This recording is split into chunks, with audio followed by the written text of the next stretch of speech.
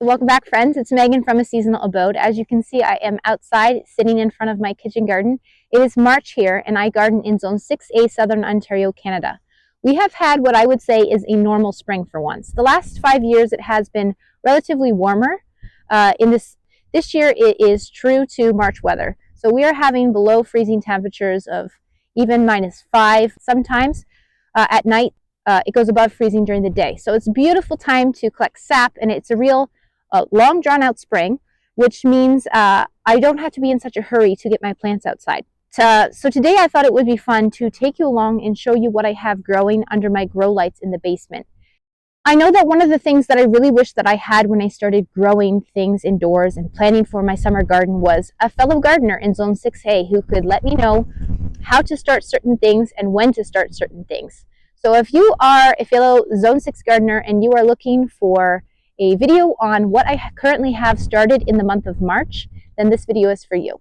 I hope you find this video helpful.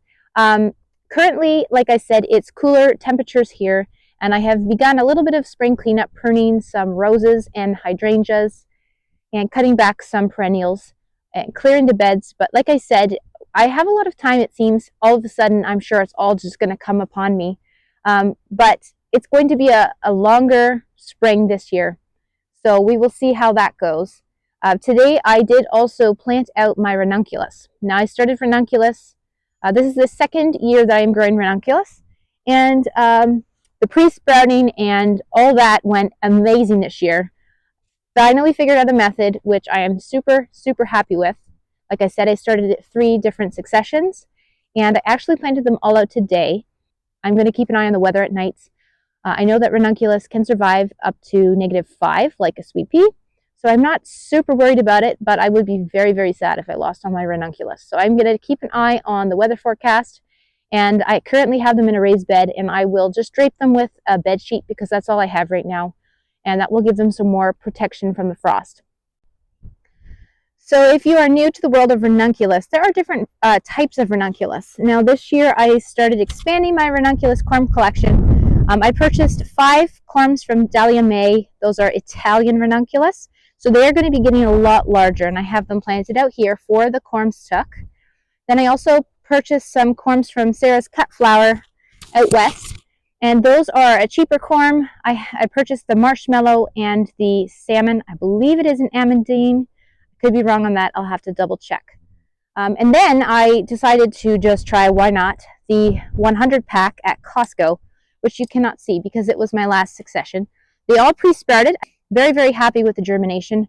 And I planted them out today as well. So like I said, I have these PVC pipes here that I will drape with. I have some frost cloth, and I also have some bed sheets that I will cover my ranunculus if I find that the temperatures dip too low at nights, because I really don't want to lose these because they're a bit of an investment. Anyways, that is that.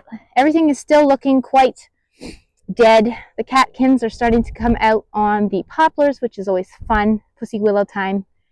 And the daffodils and the tulips are just starting to sprout out of the garden. So let's head on down to the basement and I'll show you what I currently have growing. So welcome to my dungeon of a basement.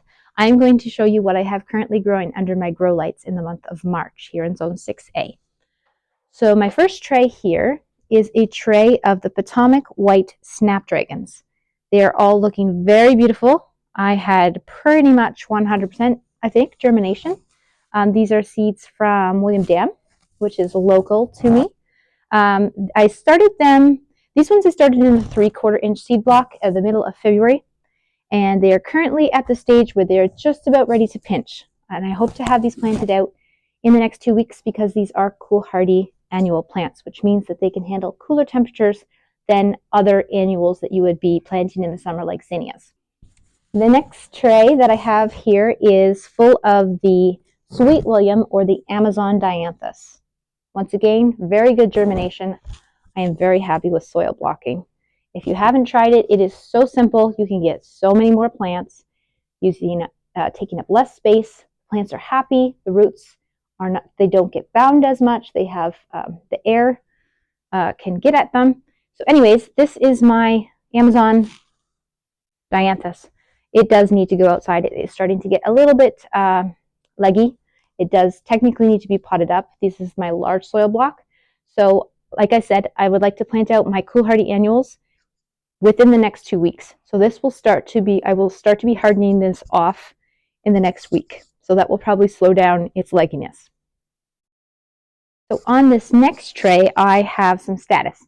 Now the status I didn't start until last week. So I was a little bit behind on the status. Normally you would like to start it a little bit earlier than that.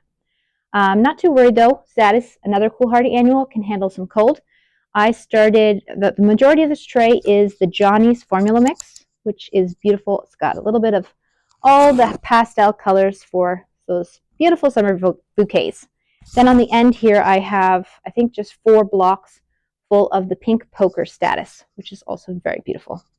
So this next tray is a little bit precarious here. I have 8 eucalyptus growing. The eucalyptus is growing well for me this year. I haven't had success in the past. Very happy with it. I do find it an extremely picky, very needy plant. So if you are just starting out and you want things that grow for you, this one is going to give you a bit of a challenge. Then the rest of this tray here is my dahlia cuttings. So super exciting. There is definitely certain varieties that like to propagate a lot of eyes on the tubers and are great for cuttings. We will see if that corresponds with how many blooms and tubers that we get in the fall. But okay, so the next tray that I have on my rack here is another Sweet William. This is the bicolor dianthus, or the bicolor Sweet William.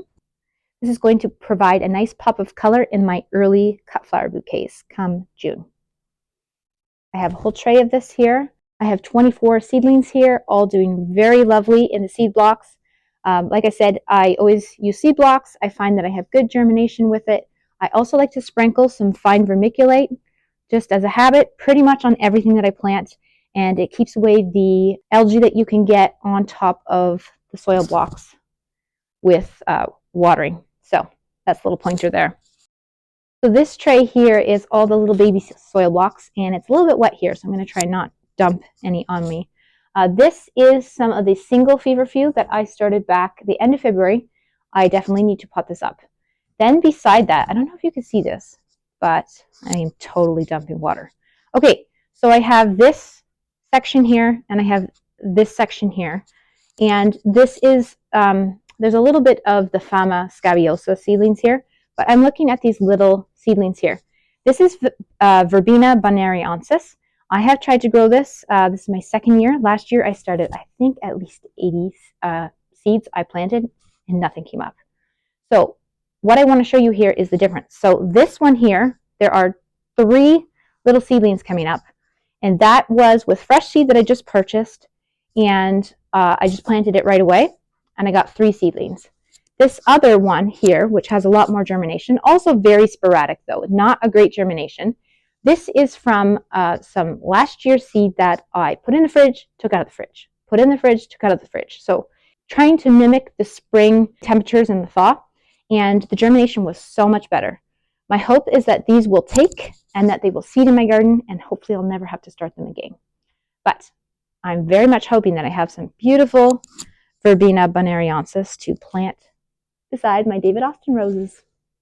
Okay, so this next tray is almost full with some Potomac. I think this is the Potomac lavender snapdragons. I am a big fan of the Potomac varieties. These ones are doing great. It looks like I need to get to some pinching. So I thought it might be helpful just to show you how I pinch my snapdragons for a minute. So this is one of the Potomac lavender snapdragons. And here we have a seedling here. You can see here is the first set of baby leaves here. Then we have the second set of leaves. And just on top of the second set of leaves, we have the third set of leaves. And to pinch it, what you do is you go right under that third set of leaves, and with your fingernails, you just pinch that right off. And you throw it away, and that is pinching your snapdragon. What this is going to do is it is going to signal to the plant, instead of to create one shoot that just will produce blooms, it is going to produce multiple shoots from this area, and you will get a whole lot more blooms. So if you're growing for cut flowers, it is always a good idea for snapdragons to pinch them. Then at the end of this tray here, I think I just have 4 Chinese forget-me-nots. I do not know what is going on with the leaves here. As you can see, there's a little bit of brownness, a little bit of, it almost looks like they're just burned on the ends of the leaves. I don't know what's going on there. If you have any idea, let me know. But this is a new seedling for me. We will see how it does.